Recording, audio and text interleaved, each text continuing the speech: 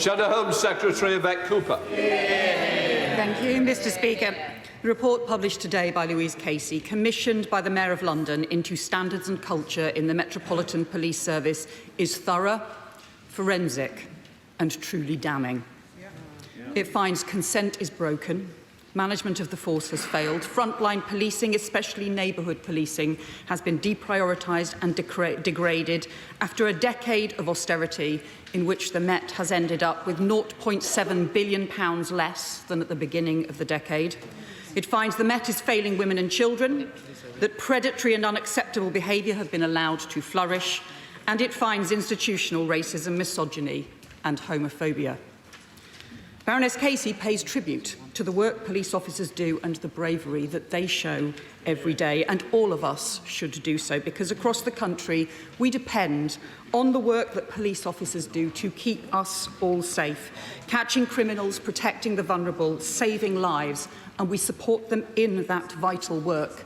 But that is what makes it all the more important that the highest of standards are maintained and confidence in those the police service sustained.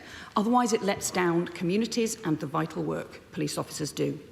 We support the work the new Met Commissioner is doing now to start turning the Met around. He and his team must now go much further in response to the Casey review.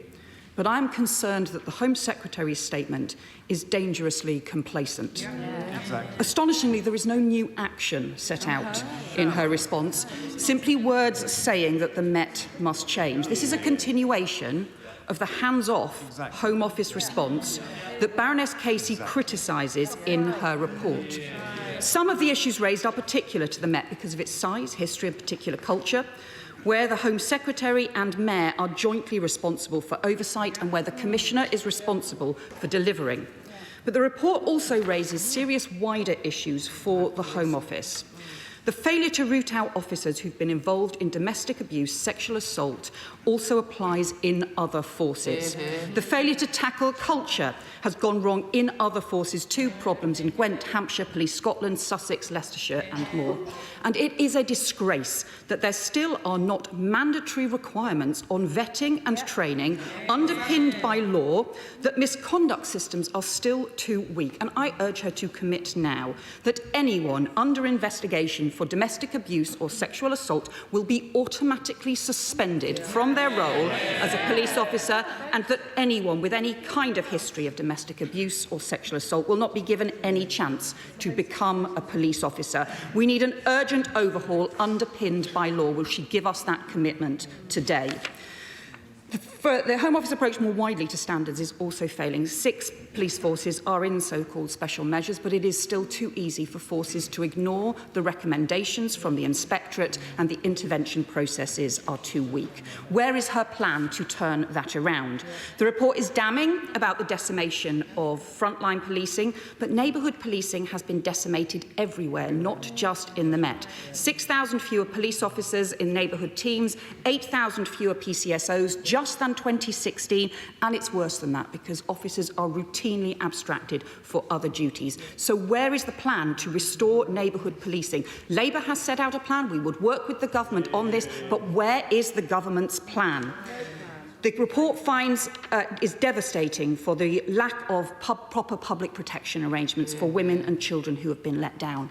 But again, we know that across the country, prosecutions for rape and domestic abuse have plummeted, and serious cases have too often been dismissed. So again, where is the National Action Plan to improve public protection? Where is the commitment to specialist rape investigation units in every force, specialist domestic abuse experts in 999 control rooms? It is not happening. And the findings on institutional misogyny, racism and homophobia are based on evidence and clear criteria that Baroness Casey has set out for measuring change with recommendations. The Home Secretary rightly says she wants discrimination tackled in all its forms, but she has been telling police forces the opposite and telling them not to focus on those issues. So where is her plan now to turn that around? Where is the Home Office plan in response to this? On standards, on neighbourhood policing, on violence against women and girls, and on systemic or institutional discrimination. Where are those plans? The British policing model is precious. Those Peel principles that started in London, policing by consent, the police are the public are the police. They are our guardians, not our guards. But that precious policing model is in peril. The Home Office and the Home Secretary are the custodians of that tradition. But the lack of any plan to restore trust or to stand things up for policing or to turn things round is letting everyone down. It's not standing up for the police. It's letting both police and communities down. It is because we believe in policing, because we believe in those Peel principles, that we know standing up for the police also means working with the police to deliver change and to restore the trust, the confidence and effective policing that all police officers and communities properly deserve. Yeah.